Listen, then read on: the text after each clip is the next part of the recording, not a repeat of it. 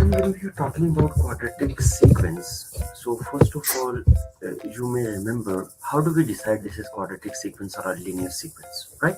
I mean, for example, if I'm just talking about 2, then 4, then 6, then 8, then 10, this is a sequence, right? This is a sequence. Yes. Why this is a sequence? Because it goes up in the same value each time. Yes, and in this case, if you remember, the first difference is same.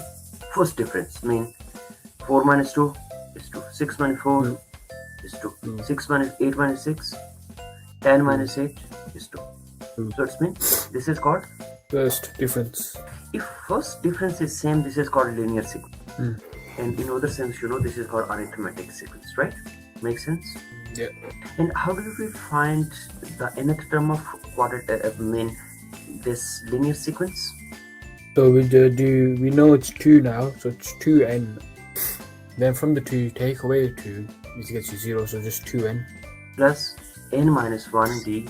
What is d? Common difference is again 2, right? What will be your answer? 2 plus 2n minus 2. So your answer is 2n. So an is equal to 2n. This is the nth. But we are talking about quadratic sequence. And when we are talking about quadratic sequence, I'm just giving to you an example like 5, 14. What is first difference?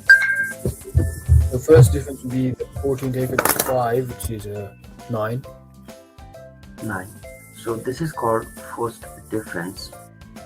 Then what would be this one? 13. Then yes, no, 13. Then 17. Then This one is 17. 21. And then 121, yeah. And then 90 take away 65, 25, yeah. It goes up This is called first difference.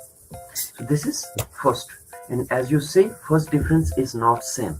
What would be second? 4. Another 4. So in this case, which difference is same?